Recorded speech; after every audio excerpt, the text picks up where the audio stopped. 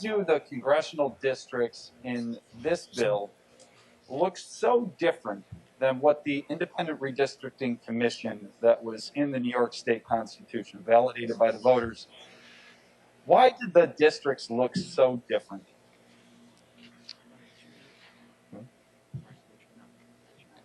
So there were two maps submitted to us, as you know, from the independent redistricting. So I'm not sure which one you're talking about, what the difference was exactly like in front of me right now. Are you talking about one or the other? Are you talking about... Well, I've listened to your arguments in the prior debate, and I can understand the frustration with two maps coming from the Independent Redistricting Commission. I don't want to go down that road and talk about the reasons why it was spoiled over there. But I did notice some similarities, and what I noticed about the maps that you're presenting here today for us to vote on for Congress is I think if the legislature were going to say, okay, the Independent Redistricting Commission has failed because it's produced two different sets of maps, the maps that you bring to us today would probably look either like one or the other, or maybe somewhere in between. Why do they look completely different from what the Independent Redistricting Commission produced? I don't have the independent redistricting maps in front of me today to say like where exactly. I'm sure there are some similarities and I'm sure there are some differences. But as I said earlier, when you're weighing all the neutral criteria and you're attempting to respect them all and you have to make decisions, people will make different decisions. So if these decisions were made differently than the independent redistricting criteria, which they may have been. Those maps came before the legislature. I don't remember the exact vote, but I think they were pretty resoundingly rejected by the members for whatever all their individual reasons are. And I'm sure their reasons had to do with some of the similar criteria. It broke up this community of interest. This didn't make sense, or that didn't make sense. So you can look at these in a variety of different ways, and so there's a different bill before the legislature today, but I can't completely answer questions as to what the IRC did. Through you, Mr. Speaker, let me ask it this way: why don't the maps that you're presenting here today through this bill look very similar to the maps that the Independent Redistricting Commission produced?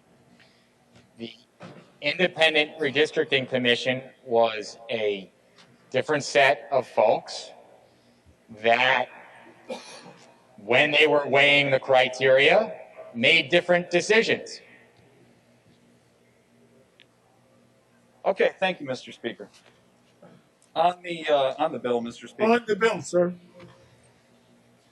So every 10 years, the federal census requires us to reapportion districts. It makes sense, right? You got to make sure that there's one person and one vote in New York State and in the United States of America. We want to make sure that people are equally represented.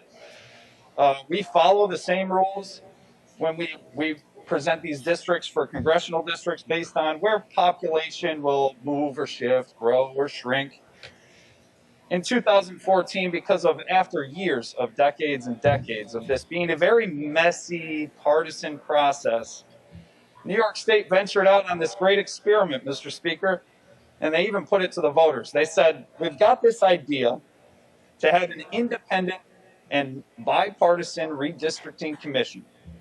But you, the voters, will ultimately decide. Should it be, party members? You got to remember, Mr. Speaker, the Republicans were in control of the other house, and the Democrats were in control of this house here. They put it to the voters. They said, should we have Albany politicians, partisan incumbents, decide what the district maps in New York State look like, or should we try this independent redistricting commission that is bipartisan, has Republicans and Democrats at the table? And the voters in 2014 went out to the polls and overwhelmingly, we know the story, said, yeah, you know what? We will actually validate that. We'll change the New York State Constitution to get the partisan, old entrenched incumbent one-party rule Albany stuff out of this process to have fair reapportionment. It makes sense. You fast forward, and the last year, we finally funded the Independent Redistricting Commission, so they didn't have a lot of time, but they threw it together and they got right after it. And last summer, they had public hearings. There were Republicans and Democrats that were working together, having hearings, having conference calls, starting to work on the things that would make these maps more fair. They received public input. They went into communities across New York State to receive that input. And then this fall, the voters once again showed up to the polls and they rejected attempts that were partisan to fix the game in politics for one party or another, further validating that the voters in New York State, whether they're Republican or Democrat, we know that there's an enrollment advantage for Democrats, but both party members, as far as New York voters go, see the value in bipartisanship, see the value in listening to all voices in New York State, and don't like one-party rule. They showed it in the polls once again this fall.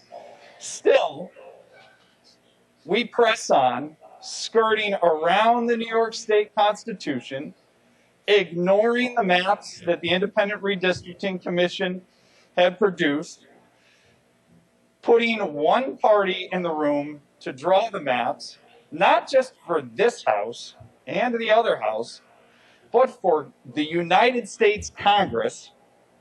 And like Mr. Speaker, I've said before,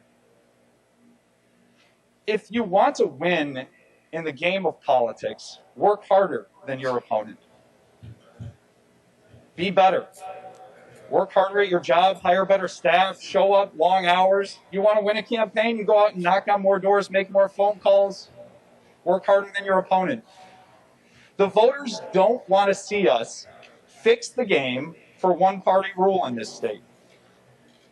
And continually, we're brought things like this with egregious, ask anyone in New York State if they think gerrymandering is an absolutely great thing and one-party rule should just be figuring out how their congressional districts for all of New York State should be drawn.